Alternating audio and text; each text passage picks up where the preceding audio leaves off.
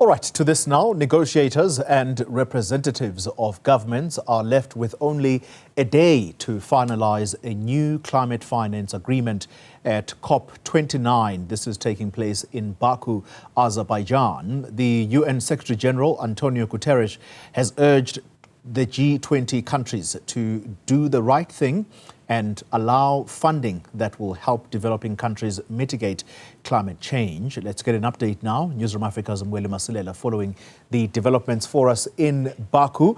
And Mweli, with just a day to go, the UN chief urges finality on this climate finance deal. How desperate are things getting there?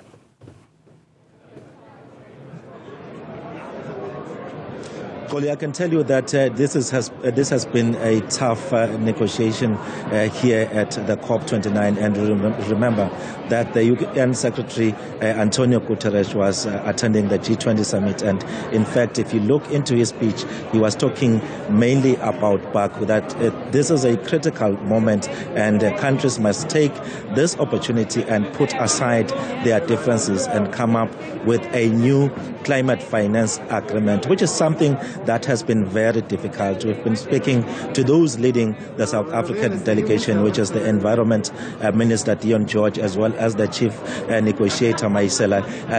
They've made it very clear that it hasn't been easy behind closed doors. But at least, Polly, at the present moment, what brings a glimmer of hope is the fact that there is a draft proposal on the issue of finance, whereby developed or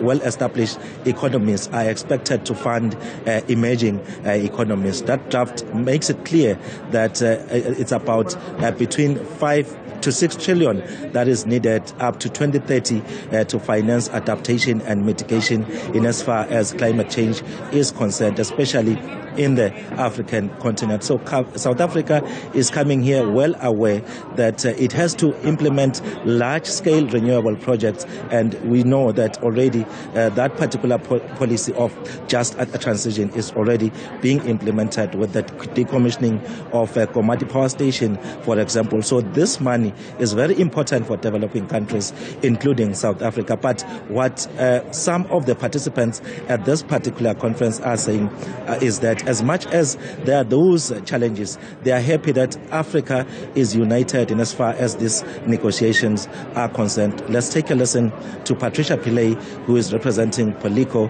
which is one of the non-governmental organizations from the Republic of South Africa.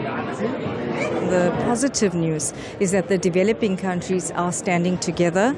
I think as South Africa, we are really playing a lead in this, and I'm really positive that we will have a positive outcome this time round. I do believe that there is a difference between our needs as developing nations, and the developed nations are recognizing this. So, Polly, another thing is that as much as this conference is more about the issue of transitioning from fossil fuels to renewable energy, some of those who are coming from South Africa participating here, they're saying that it is very important that as much as we want to move from fossil fuels to renewable energy, there is an energy mix. We are looking at wind and also hydro power stations and nuclear. Let's just take a listen to Princess Mtombeni, who is part of those representing Africa for Nuclear project. As we plan to transition from coal, as per the just energy transition of South Africa, we need to look into how we can really find alternatives. But then it's not only about finding alternatives, it's about having an energy mix, a diverse energy mix that is going to work for the country. Because I think whenever we speak about transition, we are only focusing on renewables energy, particularly wind and solar, and we leave other technologies out. And that's the mistake we made many years ago when we were building our coal plants.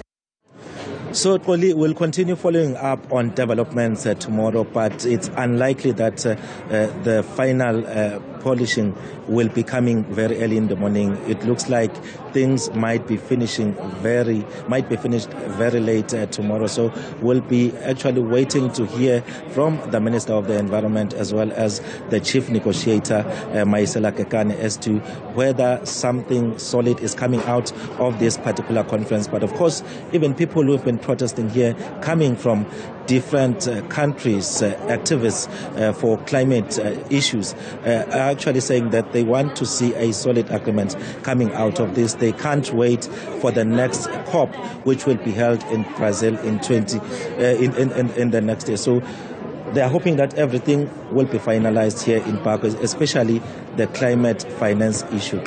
Yeah, and those developed countries, Mweli, Masilela, those are the ones that the rest of the world is looking to make good on their pledges. For the time being, thank you very much, Mweli Masilela, live for us in Baku, Azerbaijan.